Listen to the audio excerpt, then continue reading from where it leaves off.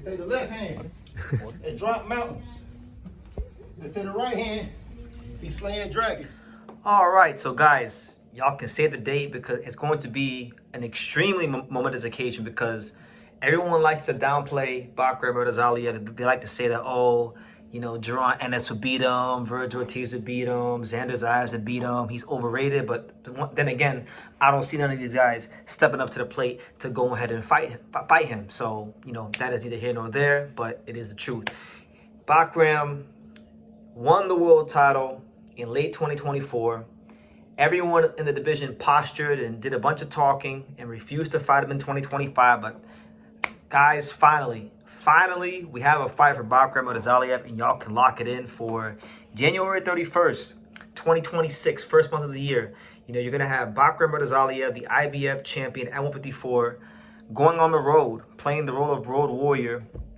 And he'll be taking on Josh Kelly. He'll be going to Josh Kelly's hometown out there in Newcastle. So let's try to dissect this fight and make some sense of this fight, because I think it's an interesting fight because, you know, when Josh Kelly was a prospect, he was a guy that, you know, a lot of people thought was going to be a star. You know, even me for a time, I thought, you know, he had some really good athletic ability, and with the right development, I thought he could have really made something of himself at the top level. Now, he got found out against David Avanesian. David Avanesian destroyed him a couple years ago, back in 2021 when he fought. So, and then, you know, in the fights that have happened after that, I haven't really been overly impressed with Josh Kelly. I've seen the Ishmael Davis fight. You know, he barely got through that fight and was hurt in that fight. I did see the fight against Troy Williamson, which is a good win.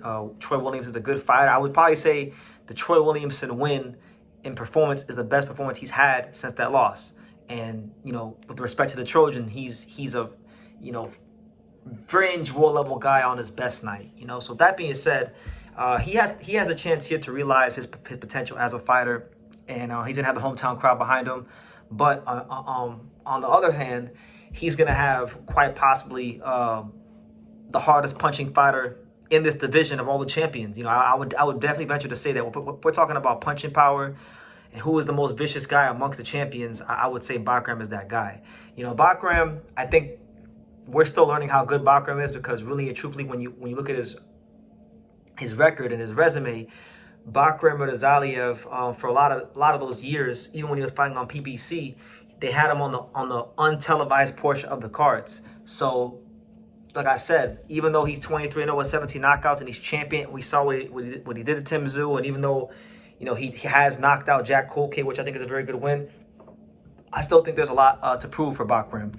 And one thing I can tell you guys about, you know, from watching boxing my entire life, from you know, seeing, you know, and being around fighters that have had their first world title defense in person, what I can tell you is I don't care who the opponent is. I don't care, you know, what you think of the opponent. When a world champion makes that first defense, that is the hardest fight, no matter who the opponent is, because when a fighter wins the world title, you got to understand, especially if it's their first world title, they're on a high. They've finally made it. They've achieved a lifelong dream. They felt the ecstasy of what it means to be called world champion, right? And so for a lot of guys, subconsciously, they can feel like they've made it in the sport of boxing. You know, now they're getting good money. They're making six figures. And a lot of times, no matter who they fight, the next fight could be a letdown, right? So I think for Murtazaliev, that is definitely in play here against a guy like Josh Kelly. Now, really, I don't feel like it's going to be as much in play for him as it has been for other fighters, because this is a guy that's eager to prove that he is the best fighter at 154.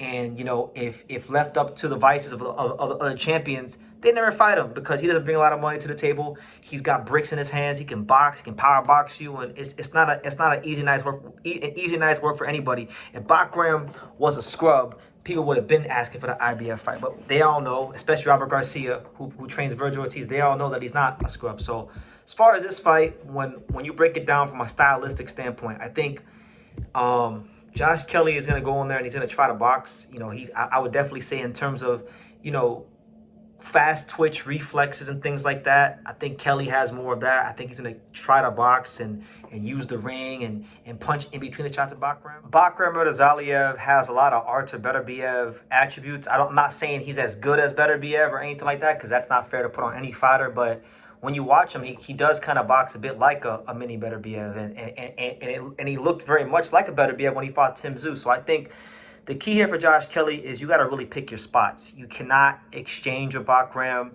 You have to punch in between the shots of Bakhram, and then you got to find a way, if at all possible, when you do commit to your offense, to put him on his back foot.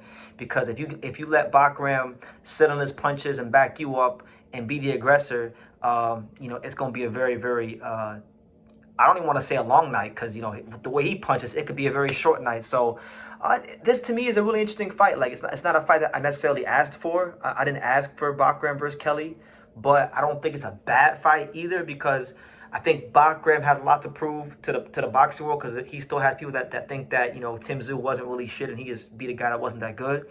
And then for Josh Kelly, he's a guy that at one point in time was very highly touted, very hyped up, and it's his chance to maybe validate some of his potential and become Britain's next world champion, because right now the UK only has one world champion. It's only Nick Ball flying the flag high for British boxing, so they need more world champions. And that's another thing too. I gotta tell you this too, and I'm gonna get it out there early. Bakhram can't leave this close. We just seen what happened with Joseph Parker and Howard Foster. I know Parker tested positive for cocaine, so we don't really feel that bad about it no more, but still, it was a questionable stoppage from Howard Foster. British boxing, which is a big part of the boxing world, only has one world champion right now, and I'm sure they'd love to have more. So Bakhram cannot leave this close. He has to go in there and knock this guy out, because remember, the boxing world doesn't want Bakhram in the picture. Let's be real. Like, the boxing world has its favorites, and it has its guys that they could care less about. Bakhram is the latter. They could care less about him. He's high risk, low reward. He punches hard with both hands.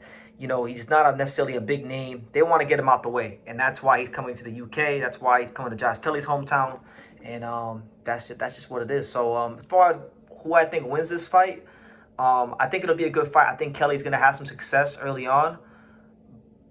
But I got Bakhram stopping Josh Kelly. I'm going to say inside of 9 rounds. I've seen Josh Kelly fight. I saw him get hurt by Ishmael Davis. I've seen him get stopped by David Avanesyan.